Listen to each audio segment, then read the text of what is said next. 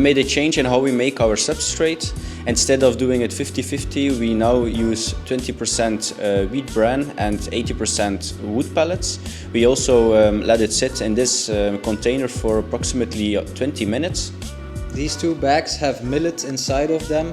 Up until now we have been using rye berries, but now we're going to try it out with millets. It's way smaller than the rye berries, so inoculation of the grains should be faster.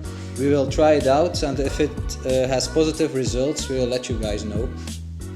So this is our homemade humidifier. We have decided to make one ourselves instead of buying a ready-made one. It has two main compartments, a fan, and then the main shaft for the distribution of the steam inside of the grow tent. It's our second version, and we will let you guys know how it goes. Unfortunately, we have some contaminated bags. That's probably because we use too much bran. You can see the contamination here at the back, also at the top.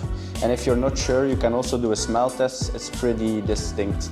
Yeah, the contamination is trichodermia. You can recognize this type of contamination with the green color and also with the odor. These are the new substrate bags. As you can see, they are way smaller than the other ones, and humidity is 60% and the bran is 20% of the substrate.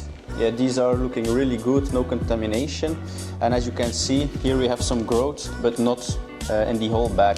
That's because we didn't shake it up very nicely, because it was too loaded, the bag.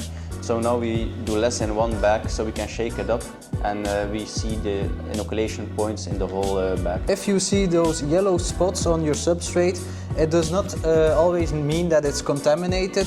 These are metabolites, but a healthy substrate should not have too much of these metabolites. We have used too much bran in our substrate, and that's why we have so many yellow points. Thanks for watching our video. If you have any questions or remarks, leave them in the comments below.